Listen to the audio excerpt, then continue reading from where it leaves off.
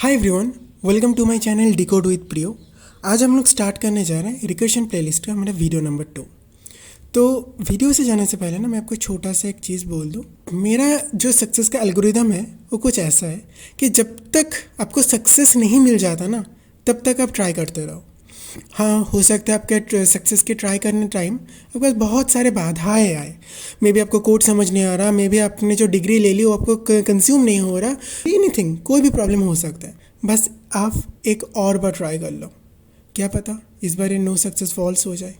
इसीलिए जब तक आपको सक्सेस नहीं मिल जाता ना तब तक आपकी जी जान लगा दो, ट्राई करते रहो। और इस बीच में कुछ अगर हो गया ना तो फिर रुक जाना। तो यही था आज का मोटिवेशन। चलिए स्टार्ट करते हैं हमारा वीडियो में आज मैं बेसिकली कवर करने वाला हूँ ये 4 टॉपिक। पहला तो होने वाला है प्रिंटिंग अ स्ट्रिंग, फिर हम लोग उसको रिवर्स ऑर्डर में भी देख लेंगे, फिर हम लीनियर सर्च करने वाले हैं किसी भी एरे में, फिर हम फिबोनाची सीरीज़ का जो आप लोग पता होगा कि 0 1 फिर 1 होता है फिर 2, ये हम समझेंगे फिबोनाची सीरीज़ क्या है, उसका nth टर्म को हम प्रिंट करेंगे और आखिर में हम लोग टावर ऑफ हैनॉय को सॉल्व करने वाले हैं। ठीक है, तो पहला हमारा क्वेश्चन है कि प्रिंटिंग अ स्ट्रिंग या तो array in a linear order. तो एक क्वेश्चन को थोड़ा सा समझ लेते हैं। सपोज आपका जो स्ट्रिंग है वो कुछ ABC है। तो अगर मैंने आपको बोला कि इसको आपको प्रिंट करना है तो आप कैसे करने वाले हो? अब बोलेंगे हम एक फॉर लूप लगाएंगे। जो फॉर लूप मेरा i=0 से लेके i<, जो भी मेरा स्ट्रिंग का लेंथ है वो लेंथ तक चलने वाला है, और हम हर एक बीच में i को प्लस प्लस करते जाके बस उस स्ट्रिंग के i पार्ट को प्रिंट कर देंगे, राइट।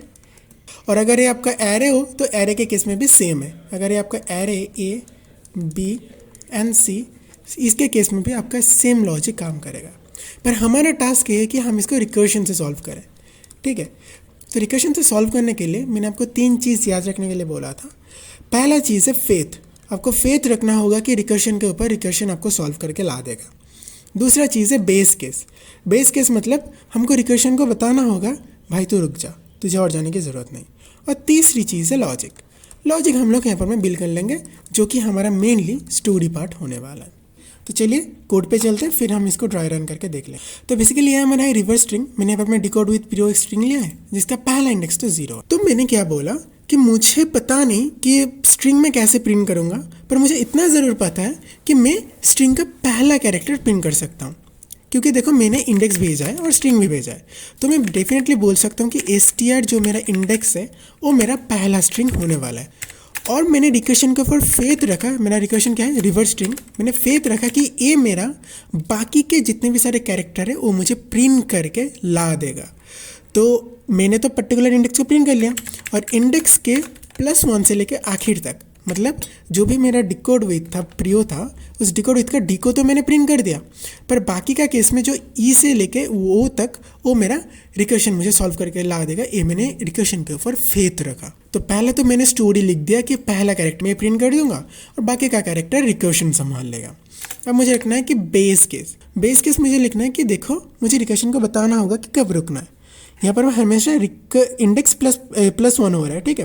तो इंडेक्स अगर +1 हुआ तो एक ना एक टाइम ये डेफिनेटली str लेंथ से ज़्यादा हो जाएगा। तो मुझे बोलना होगा कि अगर मेरा जो इंडेक्स है वो मेरा ज़्यादा हो गया किससे? str.length से, तब तुम्हें कुछ प्रिंट करने की ज़रूरत नहीं, तब तुम रिटर्न हो जाना। बस इतना ही कोड था हमारा। चलो इसका रन करके देख लेते हैं, फिर हम इसका ड्राई रन भी करने वाले हैं। तो सी यहाँ पर मैं डिकोड विथ प्रियो प्रिंट हो जा रहा है। ठीक है, तो अब इसका थोड़ा ड्राई रन कर लेते हैं। तो मैंने आपको बोला मैं एक छोटा सा एग्जांपल लेने वाला हूँ ABCD। ये मेरे पास पूरा का पूरा स्ट्रिंग है। इसका str अगर मैं लेंथ की बात करूँ तो str मेरा लेंथ क्या होने वाला है? इसमें 4 होने वाला है। अगर मैं इंडेक्स की बात करूँ तो इंडेक्स क्या है? 0 1 2 एंड 3। तो मुझे पता है कि मुझे 0 से लेकर 3 तक प्रिंट करना है। तो मैंने यहाँ पर मैं इस पर्टिकुलर स्ट्रिंग पे मैंने ABCD को भेजा और इंडेक्स मैंने 0 को भेजा। फिर मैंने बोला क्या इंडेक्स मेरा, अच्छा str लेंथ यहाँ पर मैं कितना है? 4 है। क्या मेरा 0>4 है? आंसर इज नहीं, तो मेरा इधर आ जाएगा। अब str इंडेक्स की वैल्यू क्या है? 0 है, तो str 0 की वैल्यू क्या प्रिंट होगा? A प्रिंट होगा। तो इस पर्टिकुलर सेक्शन में मेरा A प्रिंट हो गया। फिर मैंने रिकर्शन को कॉल किया इंडेक्स +1 से। रिकर्शन को क्या बोला कि अब मेरे पास क्या आया कि जो मेरा str वो तो सेम गया, str में मेरा ABCD गया, पर जो मेरा इंडेक्स है उस इंडेक्स में मेरा इंडेक्स +1 मतलब 0+1 मतलब 1 गया। अब देखना, अब मैंने बोला 1 > क्या मेरा str लेंथ है मतलब 4 है? आंसर इज नहीं, तो तुम इधर आ जाओ। फिर मैंने बोला str1 को प्रिंट करो, तो str1 में क्या है, b है, तो मेरा b प्रिंट हो गया। फिर मैंने दोबारा क्या किसको कॉल किया, बेसिकली इंडेक्स प्लस 1 को कॉल किया, 1 कर दिया तो मेरा 1 था, अब मेरे पास इंडेक्स क्या आ गया, 2 आ गया। तो इंडेक्स अगर 2 आ गया तो यहाँ पर मैं भी 2 ग्रेटर देन इक्वल टू 4, ये तो नहीं है, ये फॉल्स हो गया, तो मेरा str2 प्रिंट हो गया। ये str2 में क्या था, c था। फिर मैंने इंडेक्स को दोबारा भेजा, इंडेक्स प्लस 1 करके, मतलब क्या, बेसिकली 3, तो मैंने यहाँ पर मैं 3 को भेजा। अब str3 में क्या था, ये भी मेरा 4 से या 4 के बराबर नहीं है, तो str3 में बेसिकली मेरा था d, तो मैंने यहाँ पर मैं d को प्रिंट कर दिया। अब d में क्या है, फिर मैंने बोला कि रिकर्शन तुम इसके आगे को प्रिंट करके लाओ। अब तुम्हारा इधर 4 आया, तो 4 क्या तुम्हारे ग्रेटर देन इक्वल टू 4 है, हाँ, तो फिर तुम यहाँ से रिटर्न कर जाओ, तुम इसके आगे मत जाओ। तो देखना तुम्हारा यहाँ से रिटर्न हुआ, फिर जो तुम्हारा इसके ऊपर भी था ये भी यहाँ से रिटर्न हो गया, उसके ऊपर भी ये यहाँ से यहाँ तक रिटर्न हो गया, और फिर यहाँ से यहाँ तक रिटर्न हो गया, और जो फंक्शन मैंने मेन से कॉल किया था वो मेन मेरे यहाँ से रिटर्न हो गया। इस पर्टिकुलर फंक्शन में तुम्हारा ए प्रिंट हुआ, दूसरे वाले में बी, तीसरे वाले में सी, और चौथे वाले में डी। क्या तुम्हारा प्रिंट हो गया, नाइस। अब हम लोग इसका रिवर्स ऑर्डर प्रिंट करके देखेंगे। तो देखो रिवर्स ऑर्डर में क्या होता है, ए बी सी डी में हम क्या बोल रहे हैं कि हम बोल रहे हैं, मुझे देखो इतना तो पता नहीं है कि मैं इसको कैसे रिवर्स करूँगा, मुझे बिल्कुल नहीं पता, पर मैं एक फेथ रखता हूँ कि मैं फेथ रख रहा हूँ कि मेरा जो बी सी डी है ना, मतलब इंडेक्स प्लस 1 से लेके आखिर तक, ये मेरा रिकर्शन मुझे रिवर्स ऑर्डर में ला के दे देगा। तो इस तीनों का रिवर्स ऑर्डर क्या होगा, डी सी बी। तो अगर रिकर्शन ने मुझे ए ला के दे दिया तो मैं खुशी खुशी बोल सकता हूँ इसके आखिर में अगर मैंने ए को प्रिंट कर दिया ना, तो फिर मेरा पूरा स्ट्रिंग रिवर्स ऑर्डर में प्रिंट हो जाएगा। दोबारा समझते हैं, मान लीजिए आपके पास स्ट्रिंग है A B C D E, मुझे नहीं पता कि इसको रिवर्स ऑर्डर में कैसे प्रिंट करना है, मुझे बस पता है कि पहले वाले को प्रिंट करना है। अब मैंने फेथ रखा रिकर्शन के ऊपर कि बाकी का जो भी स्ट्रिंग है वो रिकर्शन मुझे मतलब रिवर्स ऑर्डर में प्रिंट करके दे देगा। तो रिकर्शन ने मुझे E D C B print करके दे दिया, उसके बाद मैंने ए को कॉल, मतलब ए को इसके बाद प्रिंट कर दिया। तो पहले मैंने रिकर्सिव कॉल को बुलाया, फिर मैंने मेरा करंट जो पर्टिकुलर मतलब कैरेक्टर था उसको मैंने यहाँ पर मैं प्रिंट कर दिया। मुझे नहीं पता, अभी भी नहीं पता कि रिवर्स कैसे हो रहा है, पर देखना रिकर्शन आपको सॉल्व करके ला देगा। डू वाना सी, लेट्स कोड इट। तो मैंने क्या बोला कि मैंने बोला पहले तो बेस केस लिख लेते हैं। बेस केस क्या बोला कि अगर मेरा इंडेक्स इक्वल टू हो गया या तो ज़्यादा हो गया किससे, str.len से, तो फिर हमें क्या करना है, यहाँ से रिटर्न कर जाना। बाकी के केस में हम बोलेंगे पहले, मतलब रिकर्सिव कॉल है उसको पहले बुला लेते हैं, फिर हम हमारा करंट ई को प्रिंट कर देंगे। तो करंट मेरा क्या है, str इंडेक्स है। ध्यान से देखना इधर हो क्या रहा है, मैंने बोला कि रिकर्शन मुझे उल्टा प्रिंट करके दे देगा, कैसे कर देगा वो मुझे पता नहीं, आखिर में उस पर्टिकुलर कैरेक्टर को प्रिंट करना है। तो एक बार इसको रन करके देख लेते हैं, ये मेरा उल्टा प्रिंट होना चाहिए। सी डिकोड विद पीरियड मेरा उल्टा प्रिंट हो गया। अब कैसे प्रिंट हुआ ये तो हमें ड्राई रन से पता चलेगा। तो पहले मेरा क्या था, ए बी सी डी था, राइट, और इंडेक्स क्या था, 0 था। बेस केस मेरा एक्सेस नहीं होने वाला, तो मेरा क्या हुआ, रिकर्शन को मैंने कॉल कर दिया। देखना अभी तक मैंने सी आउट को प्रिंट नहीं किया, तो रिकर्शन ने अपने रिकर्सिव फंक्शन को कॉल किया। तो उसने क्या बोला कि इंडेक्स प्लस 1 तक जाओ। इंडेक्स प्लस 1 मतलब 1, तो यहाँ पर मैं इंडेक्स का वैल्यू 1 आ गया। अब ये भी मेरा एक्सेस नहीं हुआ, फिर उसने दोबारा कॉल किया इंडेक्स प्लस 1 में जाओ। तो अभी मेरा इस पर्टिकुलर कॉल में इंडेक्स का वैल्यू क्या आया, 2 आया। फिर इसने दोबारा कॉल किया 3 को, तो यहाँ पर 3 आया। अब देखना, अब जब मैं इसके बाद अगर मैंने रिकर्शन दोबारा कॉल किया जो होने वाला है 4, तो 4 क्या मेरा मतलब 4 जो मैंने पे कंडीशन लगा है, 4 क्या ग्रेटर देन इक्वल टू 4 है, हाँ है, तो तुम यहाँ से रिटर्न कर जाओ। तो अब क्या हुआ, अब ध्यान से देखना, अब ये चीज़ यहाँ पर रिटर्न हो गया। तो इस पर्टिकुलर मतलब फंक्शन मेरा कॉल हो गया। अब मेरा आखिर में क्या बचता है, सी आउट का इंडेक्स। इसमें इंडेक्स क्या है, 3 है। तो str3 का वैल्यू क्या था, याद करो, str3 का वैल्यू था d। फिर ये फंक्शन खत्म हो गया, तो फंक्शन ऑटोमेटिकली रिटर्न हो गया। तो रिटर्न हो गया, यहाँ पर मैं अब इंडेक्स का इस पर्टिकुलर कॉल में क्या है, इंडेक्स का वैल्यू 2 है। तो इस पर्टिकुलर फंक्शन में मेरा प्रिंट हुआ c। फिर मैं दोबारा गया ऊपर, यहाँ से भी रिटर्न हो गया। रिटर्न होने के बाद यहाँ पर इंडेक्स का वैल्यू क्या है, 1 है। यहाँ पर मेरा प्रिंट हुआ b। फिर मैं ऊपर गया, ऊपर में यहाँ पर मैं इंडेक्स का वैल्यू क्या है, ध्यान से देखो 0 था। तो यहाँ पर मैंने बोला कि इंडेक्स ऑफ 0 को प्रिंट कर दो, जो कि है a। तो पहले मेरा, ध्यान से देखना, पहले मेरा ए चीज़ प्रिंट हुआ, फिर उसके पहले वाला, फिर उसके पहले वाला, फिर उसके पहले वाला।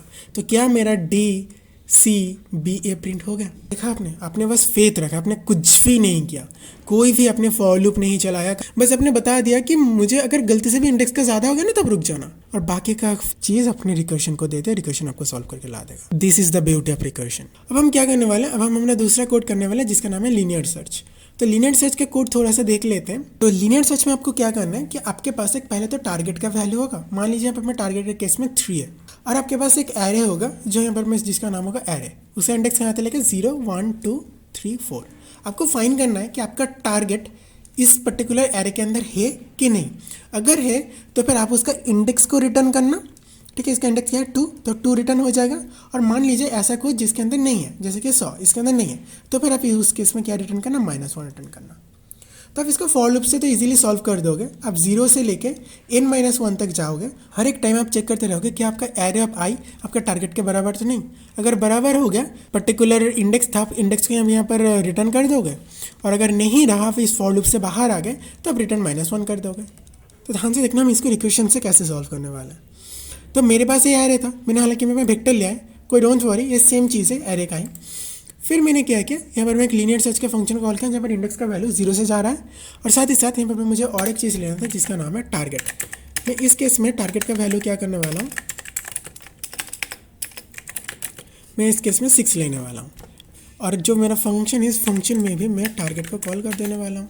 पहला टास्क है कि मुझे पहले ही चेक करना है कि मेरा एरे ऑफ इंडेक्स, जो भी मेरा एरे ऑफ इंडेक्स है 0, वो तो मेरे टारगेट के बराबर नहीं। अगर टारगेट के बराबर हो गया तो इसका मतलब क्या है, मुझे आंसर मिल चुका। तो हम क्या करने वाले, पहले हम चेक करने वाले अगर मेरा एरे ऑफ इंडेक्स मेरे टारगेट के बराबर होगा। मान लीजिए कि मेरा टारगेट 1 है, तो मैं पहले ही चेक कर लूँगा ना, क्योंकि मुझे ज़्यादा जाने की ज़रूरत ही नहीं। तो पहले ही चेक कर लेंगे कि ये मेरा टारगेट इक्वल तो नहीं, अगर इक्वल है तो क्या रिटर्न करना है, इंडेक्स को रिटर्न करना है।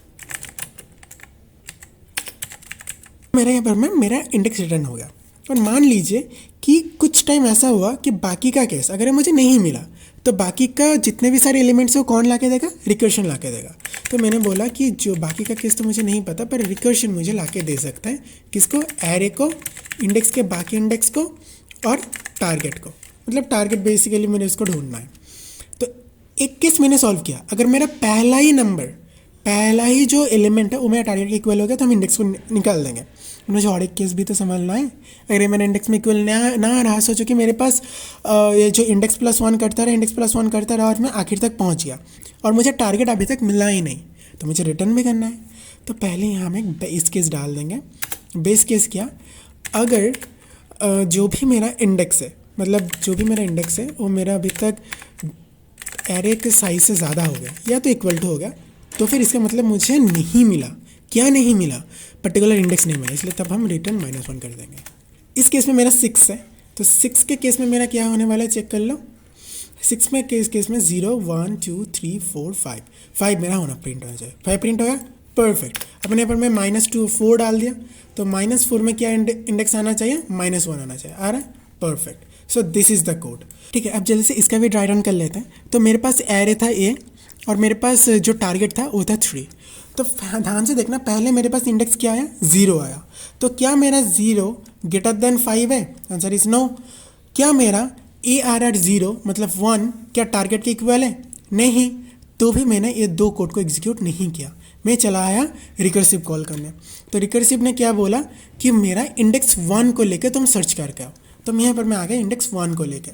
अब इंडेक्स 1 में मैंने दोबारा इसको चेक किया, ये भी एग्जीक्यूट नहीं हुआ, ये भी एग्जीक्यूट नहीं हुआ। क्यों नहीं हुआ, क्योंकि एरे ऑफ 1 में मेरा 2 मौजूद है।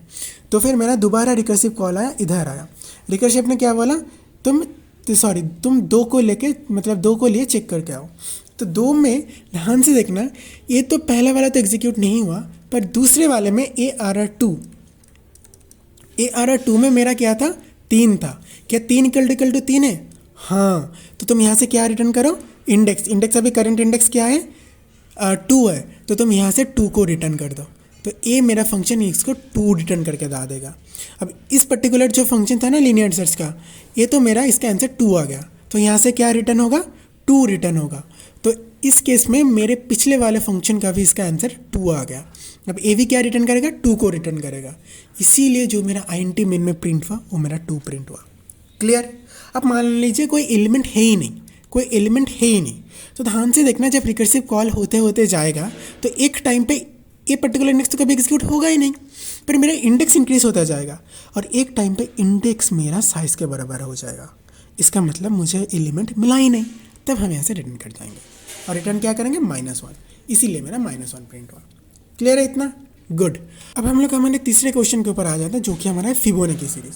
तो पहले तो फिबोनाची को समझ लेते हैं exactly what is Fibonacci. Fibonacci start होता है 0 और 1 से, तो हम लोगों को क्या करना होता है, इस दोनों को प्लस करना होता है। तो प्लस करने से क्या होगा, 1 होगा। फिर इस दोनों को जो है उस दोनों को दोबारा प्लस करो, क्या आएगा, 2 आएगा। फिर इस दोनों को प्लस करो, क्या आएगा, 3 आएगा। इस दोनों को प्लस करो, 5 आएगा। इस दोनों को प्लस करो, 8 आएगा। इस दोनों को प्लस करो, 13 आएगा। तो इसमें हो क्या रहा है कि जो भी हमारा करंट एलिमेंट है वो मेरा करंट एलिमेंट पिछले दो जो भी मेरा एलिमेंट है उस दोनों के सम के बराबर है। यही था हमारा फिबोनाची सीरीज को हम बोलते हैं फिबोनाची सीरीज। अब क्वेश्चन है कि हम लोग को क्या प्रिंट करना है, हम लोग को पर्टिकुलर nth टर्म को प्रिंट करना है। ये मेरा है 0th टर्म, ये 1th टर्म, ये 2, 3rd, 4th और ये हमारा 5th टर्म। तो अगर यूज़र ने 5 को इनपुट में दिया तो मेरा प्रिंट 5 होना चाहिए। अगर यूज़र ने 6th इनपुट देता तो फिर मेरा यहाँ पर मैं प्रिंटिंग 8 होना चाहिए। तो ठीक है, इसको जल्दी से कोड कर लेते हैं। तो मैंने क्या बोला, मुझे नहीं पता मेरा करंट वैल्यू क्या है, पर मुझे इतना ज़रूर पता है कि करंट वैल्यू कहीं ना कहीं मेरा n-1 और n-2 में प्रेजेंट है। तो मैंने क्या बोला कि मैंने रिकर्शन को बोला कि तुम मेरा n-1 और n-2 का वैल्यू मुझे ला के दो। तो मैंने इसको बोला कि तुम n-1 का भी वैल्यू लेके आओ, दोनों का सम करना है किससे, n-2 से। तो तुम n-2 का भी आंसर लेके आओ, तो रिकर्शन तुम्हें ला के दे देगा। पर तुम्हें दो चीज़ पता है क्या, अगर फिबो मतलब n का वैल्यू 0 हुआ, 0th इंडेक्स क्या होता है, 0 होता है, और 1th इंडेक्स क्या होता है, 1 होता है।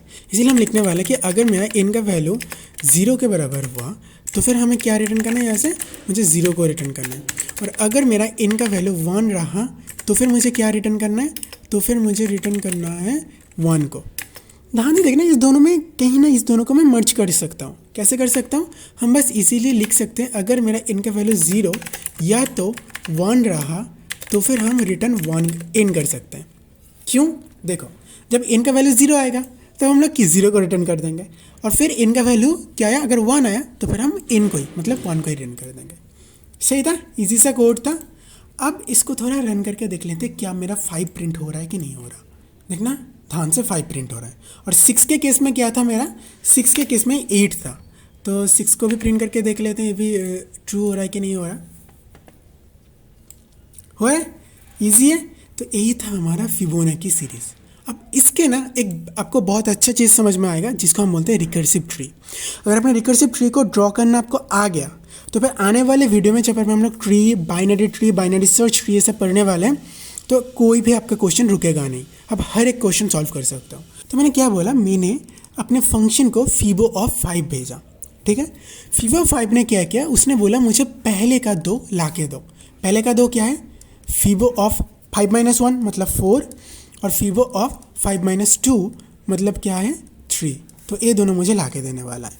फिर फिबो ऑफ 3 का वैल्यू भी नहीं पता, तो फिर फिबो ऑफ क्या करेगा कि ये फिर से दोनों फंक्शन को कॉल करेगा, एक तो फिबो ऑफ 3 को, फिबो ऑफ 2 को। इसी तरह से फिबो ऑफ 3 को भी नहीं पता चलेगा तो फिबो ऑफ ने इसको किसको कॉल करेगा, फिबो ऑफ 2 को और फिबो ऑफ 1 को। अब ध्यान से देखना, मेरा फिबो ऑफ 1 एक बेस केस है क्योंकि मेरा 1 का इनका वैल्यू अगर 1 आया ना तो 1 को रिटर्न करेगा, तो बाकी का किसका नहीं पता।